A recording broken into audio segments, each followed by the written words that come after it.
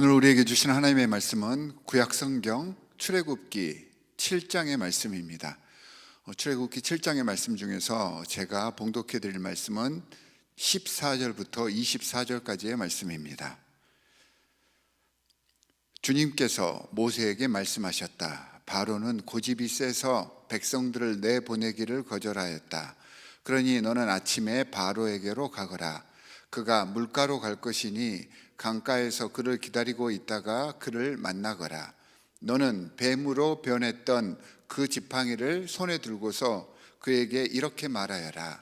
히브리 사람의 하나님이신 주님께서 나를 임금님께 보내어 이르시기를 나의 백성을 보내어 그들이 광야에서 나에게 예배하게 하라 하셨는데도 임금님은 아직까지 그 말씀을 듣지 않았습니다. 그래서 주님께서 말씀하시기를 이제 주님께서 친히 주님임을 임금님께 기어이 알리고야 말겠다고 하셨습니다. 보십시오. 내가 쥐고 있는 이 지팡이로 강물을 치면 이 강물이 피로 변할 것입니다.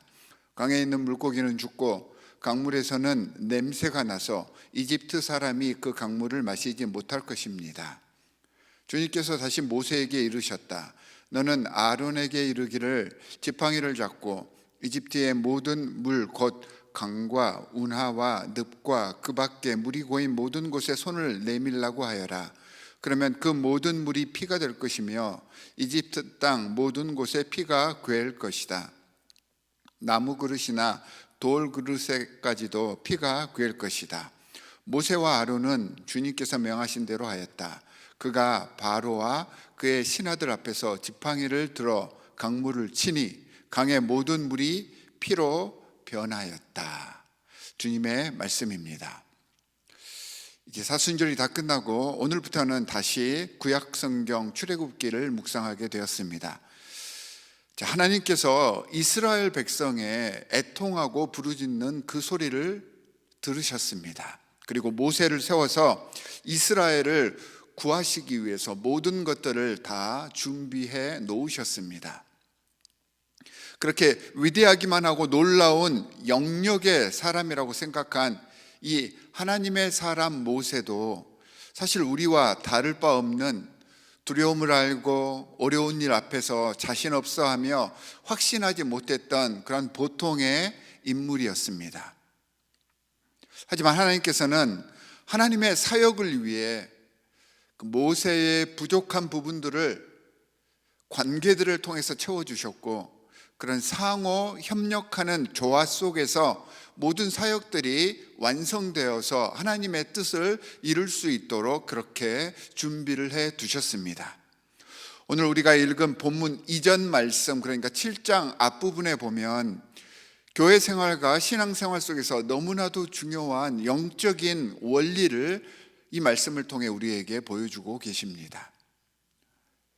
모세가 자신은 입이 둔하다고 하지 못하겠다 이렇게 이야기했을 때 하나님께서 그의 형 아론을 대언자로 세워주셨습니다.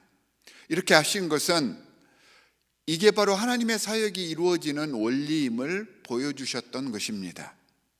특정한 위대한 한 사람을 통해 하나님의 사역들이 이루어져 가는 것이 아니라 하나님의 사람들의 아름다운 협력과 동역, 이를 위한 희생과 양보와 배려를 통해서 하나님의 사역이 완성된다는 것을 밝히 보여주신 것입니다. 이런 하나님의 사역과 세상의 섭리를 거스르는 것이요, 바로 인간들의 강팍한 마음입니다. 이 강팍한 마음은 자고하는 마음, 그러니까 스스로를 높이려 하는 교만의 마음입니다. 바로의 강팍한 마음, 오늘 본문에서는 고집이 세다라고 표현이 되고 있는데 이 바로의 마음은, 이 강팍한 마음은 개인적인 마음이었지만 이 개인의 고집센 마음으로 인해서 얼마나 많은 사람들이 고통받게 되고 저주의 근원이 되었는지를 우리는 이 말씀을 묵상하면서 생각해 볼 수 있어야 합니다.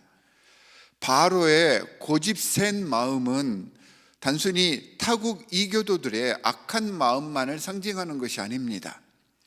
우리 안에 내재되어 있는 하나님 앞에서 드러내는 고집센 내 스스로의 이기적인 마음을 그대로 보여줍니다. 이런 단단하고 독불장군 같은 의견과 그런 삶의 방식이 우리의 삶에 심각한 문제를 일으키는 것입니다. 좌충우돌하게 하고 포용하지 못하게 하는 것입니다. 교회 속에 불협화음을 만들어내고 분열을 일으키고 또한 가정 내에서도 한숨과 고통을 생산해내는 것이 바로 이 고집센 마음, 강팍한 마음인 것입니다. 이어지는 말씀에서 하나님께서 이 모세를 통해 애굽에 보여주신 10가지 재앙의 내용들을 보여주십니다. 그러니까 바로의 이런 교만, 우리 인간들의 교만에 대한 하나님의 응징입니다. 세상 자체가 하나님께 속해 있음을 증거해 주시기 위한 그러한 기적들이었습니다. 여러분 한번 생각해 보시기 바랍니다. 400년 동안 애굽에 종 생활했던 이스라엘의 삶은요, 비록 그 정체성을 지키기 위해 많은 지도자들이 노력을 했음에도 불구하고 이미 애굽의 모든 문화에 정복당한 그러한 상태였습니다. 여러분, 우리 일제 36년 그런 통치하에서 우리 민족의 정신과 사고관에 정말로 많은 부분들이 잠식당해 버렸잖아요. 단 36년 동안의 말입니다. 그런데 400년의 긴 세월은 이스라엘 백성들의 삶 구석구석에 애굽의 정신적이고 문화적인 그리고 영적인 영향의 지배를 받게끔 했을 것입니다. 특히 종교를 중심으로 세워진 애굽의 정신 문화나 물질 문화, 애굽이 만들어 놓은 피라미드, 스핑크스, 법과 판결들, 또한 모든 체제들, 이 모든 것들이 이집트 신화에 근거를 하고 있고요. 이 이집트 신화에서 발생한 모든 생각과 가치관들이 사람들의 도덕적인 그리고 윤리적인 기반을 이루고 있었던 것입니다.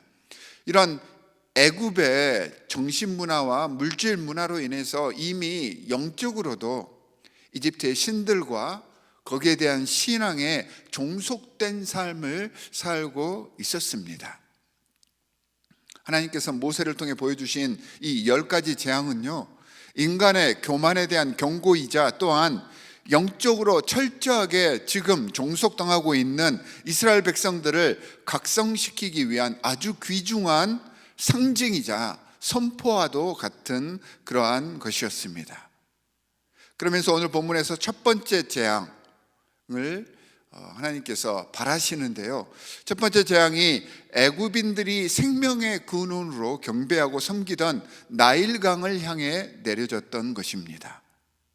여러분, 나일강은요, 애굽인들에게 생명줄과 같은 강입니다. 생명의 근원을 상징하는 이집트도 이제 다신 문화인데, 이집트의 여러 많은 신들이 이 나일강을 상징하고 있습니다. 나일의 수호신이었던 크놈, 다산의 신이었던 하피, 또 이집트의 최고 신 중 하나였던 오시리스가 전부 다 이 나일강을 상징하고 있었습니다. 이집트 사람들이 가장 기본적으로 경배하는 최고의 신들에 대한 하나님의 심판이 바로 이 피해 심판입니다. 생명의 근원이라 여겨졌던 자신들의 신들이 하나님에 의해서 철저하게 무용지물이 되어버리고, 후에는 그 물이 나일강에서 악취가 올라옴으로써 오히려 그 생명수가 골칫덩어리로 전락되어 가는 것을 목격했어야만 했습니다.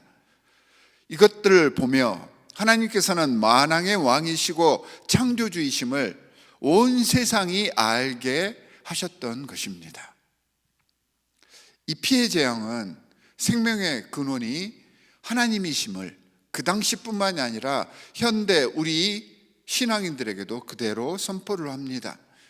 인간의 힘으로 생사화복을 지키고 사람들은 통제하려고 하지만 결국 이러한 모든 노력들이 일시적인 것이고, 오직 특별하고 초월하는 존재의 섭리와 능력에 의해서 지배되고 운영되고 있음을 우리 삶을 통해서 우리는 고백할 수밖에 없습니다.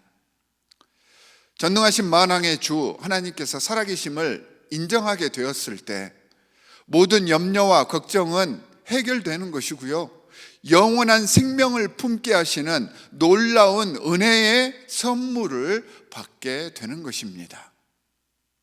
이것이 하나님을 믿는 특권이고요, 그 특권은 굉장히 구체적이고 실질적이어서 우리의 삶을 반드시 변화시킵니다.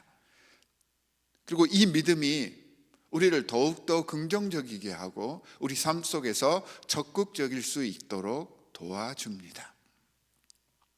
사랑하는 성도 여러분, 애굽의 생명인 나일강을 피로 바꾸사 생명의 근원임을 증명하셨던 우리의 창조주 아버지 하나님을 인정하시기 바랍니다. 하나님과 동행함으로 예수 그리스도의 심정을 가지고 오늘 하루도 더욱더 긍정적이고 적극적인 귀한 하나님의 일꾼으로서 승리자의 삶을 살아가시기를 주 예수 그리스도의 이름으로 간절히 축원합니다. 두 가지 기도 제목을 드리도록 하겠습니다. 첫 번째는 오늘 말씀에서처럼 교만의 마음, 고집센 마음을 주님과 모든 사람들 앞에서 내려놓고 예수님을 우리 삶의 주인이 되게 하겠습니다라고 고백하시기 바랍니다. 두 번째는 오늘은 가정의 영적 회복을 위해서 기도하도록 하겠습니다. 나를 낮추고 가정 속에서 섬김을 통해 화목하고 단란한 하나님의 공동체를 만들어 가시기를 바랍니다. 이를 위해 여러분들의 가정을 위해서 중보해 주시기 바랍니다. 우리 함께 기도하겠습니다. 하나님 아버지, 정말로 감사합니다. 바로처럼 강팍한 심령을 가지고 세상을 살아왔던 우리입니다. 하나님, 용서하여 주시옵소서. 하나님께서 이 세상의 주인이시며 우리의 창조주이심을 인정하여서 우리의 교만한 마음, 고집센 마음 다 내려놓고 예수 그리스도의 성품을 닮아 하나님을 우리 삶의 주인이 되게 하겠습니다. 세상을 쫓지 않겠습니다. 주님께서 우리에게 바라시는 바를 위하여서 정진하는 삶을 살도록 하겠습니다. 그러기 위해서 우리의 모든 것들을 내려놓고 내 혈기와 자존심을 내리며 내가 속한 공동체 속에서 희생과 헌신의 모습을 보여가겠습니다. 가정에서, 교회에서 더 섬기고 낮아짐으로써 예수 그리스도께서 우리에게 보여주셨던 그 사랑의 모습을 실천함으로 복된 가정, 복된 공동체를 만들어가는 귀한 미랄이 되며 소금과 빛의 사명을 감당할 수 있도록 주께서 성령으로 우리와 함께하여 주시옵소서. 오늘 하루도 주님의 말씀 붙잡고 승리하는 삶을 살 것을 소원하오며 우리를 구원하신 주 예수 그리스도의 이름으로 기도하옵나이다. 아멘. 하늘에 계신 우리 아버지여, 이름이 거룩히 여김을 받으시오며 나라의 임하옵시며 뜻이 하늘에서 이룬 것 같이 땅에서도 이루어지이다. 오늘날 우리에게 일용할 양식을 주옵시고 우리가 우리에게 죄 지은 자를 사하여 준 것 같이 우리 죄를 사하여 주옵시고 우리를 시험에 들게 하지 마옵시고 다만 악에서 구하옵소서. 나라와 권세와 영광이 아버지께 영원히 있사옵나이다. 아멘.